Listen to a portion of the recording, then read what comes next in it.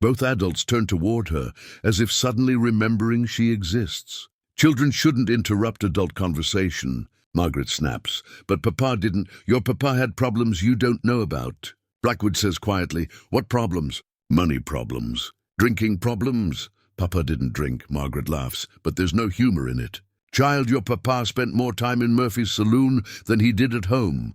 That's not true. Sheriff found stolen cattle on your Papa's land, Blackwood continues. Cattle that belong to the federal government.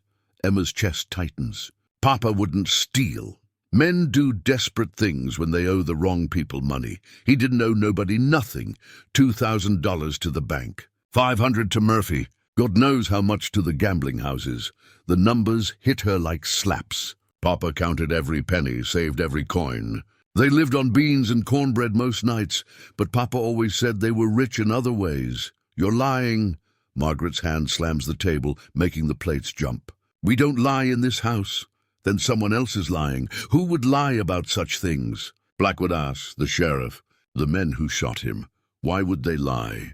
Emma stares at her plate, her mind racing. Nothing adds up. Papa reading to her every night. Papa teaching her numbers with their small jar of coins. Papa saying honest work was the only work worth doing. I don't know, she whispers. Exactly, Margaret says. You don't know. So you'll listen and learn. Emma nods, but inside, something hardens like iron. They're wrong about Papa, all of them. She just has to prove it. The old well sits behind the house like a dark mouth in the earth. Emma carries her water bucket across the yard, trying to ignore the way shadows seem to move in her peripheral vision. The rope creaks as she lowers the bucket down. Something whispers from the depths. She freezes, listening. The sound comes again, faint but unmistakable. Voices carrying up from the black water below. Don't tell me you ain't heard the rumors, Tom. Emma's breath catches. That voice sounds like Papa. I ain't heard nothing. Federal cattle money's gone missing. Someone's been skimming. Ain't my concern. It is when they're blaming you. Emma leans over the well's stone edge, peering into the darkness. The water far below reflects moonlight like a broken mirror. As she stares, images begin to form in the wavering surface. Papa stands in their old kitchen, facing two men in badge-wearing uniforms. His hands are steady, his voice calm. You boys got the wrong man. Evidence says different. What evidence? Cattle on your land. Bills of sale with your name. Forged. Prove it. How can I prove something that ain't true? The taller man steps closer. You got one day to make this right, Tom. Pay back what you stole or face the consequences. I didn't steal nothing. Then who did? Papa's eyes narrow. Maybe you should ask your boss that question.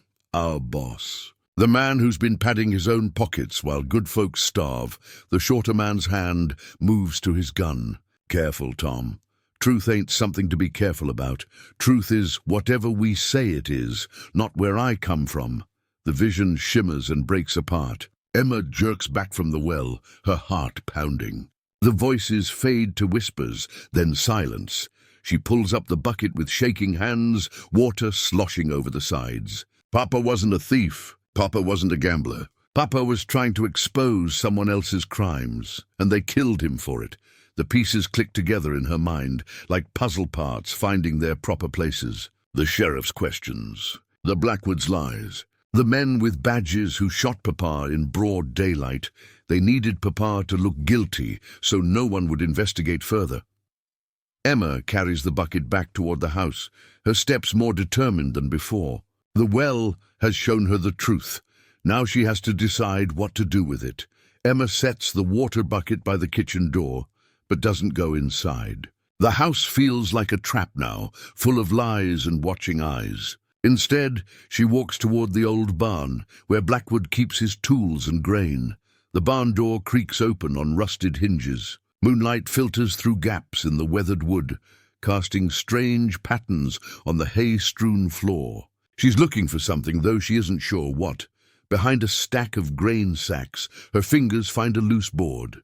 It shifts under pressure, revealing a small hiding space. Inside, tied with string, is a bundle of letters. Her heart stops when she recognizes Papa's handwriting. The first letter is addressed to the territorial marshal. Emma sounds out the words slowly, her reading lessons with Papa paying off in ways she never expected. Dear Marshal Webb, I am writing to report criminal activity involving federal cattle contracts in our county. Sheriff Morrison and local rancher Samuel Blackwood have been falsifying bills of sale and pocketing government money intended for cattle purchases.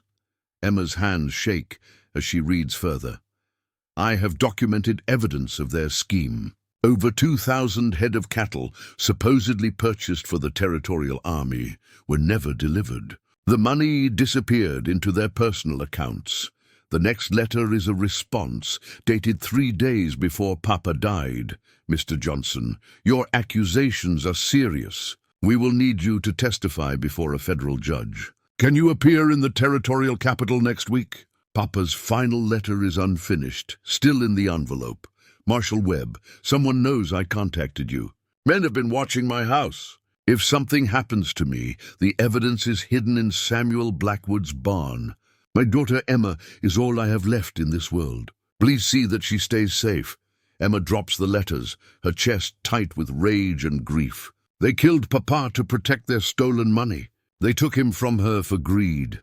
Footsteps crunch in the gravel outside. Emma quickly stuffs the letters back into their hiding place and replaces the loose board. Emma, Blackwood's voice calls through the darkness. In here, she calls back, her voice steady despite the storm inside her. What you doing in the barn so late? Couldn't sleep. Thought I heard something. Just rats, probably. Come on back to the house. Emma walks past him into the night, her mind racing. Papa left her more than memories. He left her proof.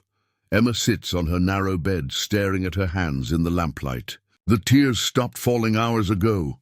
Something harder has taken their place. Margaret appears in the doorway. You missed supper. Wasn't hungry. You need to eat. I need a lot of things. Margaret steps into the room, her face suspicious.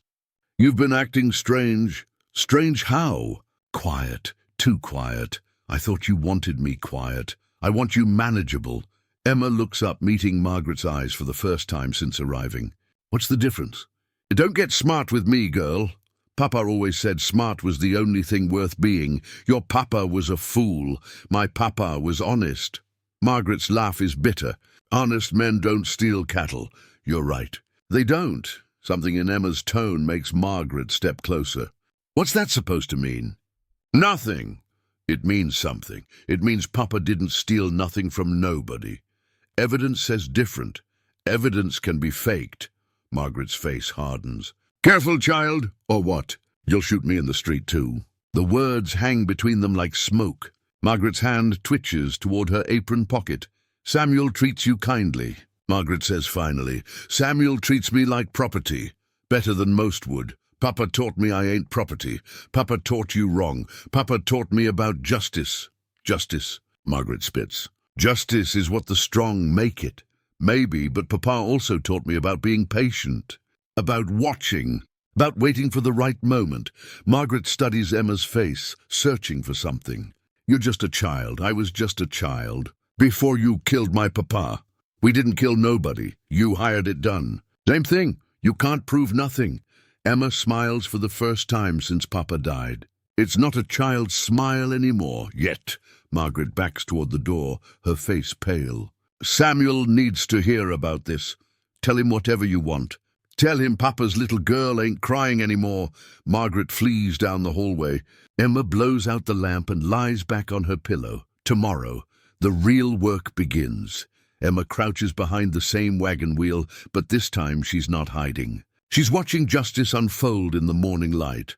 Marshal Webb stands in the center of Main Street, his federal badge catching the sunrise. Sheriff Morrison and Samuel Blackwood kneel in the dirt, their hands bound behind their backs. You boys, ready to talk about that missing cattle money? Webb asks. Don't know what you're talking about, Morrison mutters.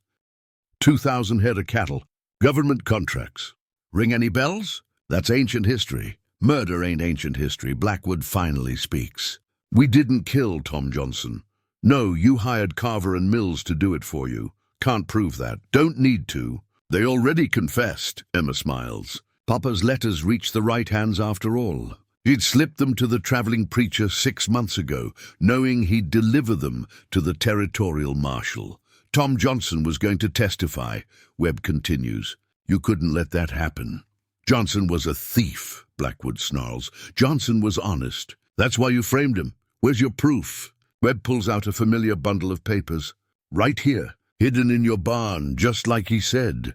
Margaret Blackwood emerges from the crowd, her face pale. Samuel? Go home, Margaret. What about the girl? What about her? She knows too much. Webb turns toward the wagon wheel. Emma Johnson, you can come out now. Emma stands slowly, brushing dust from her dress. She's taller now, her face leaner but still fierce. You the one who sent these letters? Webb asks. Yes, sir. Brave thing to do. Papa taught me about doing what's right. Your papa would be proud. The marshal's men load Morrison and Blackwood into a wagon bound for the territorial prison. Margaret climbs into her own wagon, defeated and alone. Emma walks to the exact spot where Papa fell. The bloodstains are long gone, washed away by rain and time. She kneels and places her hand on the hard-packed earth. It's finished, Papa, she whispers. You can rest now.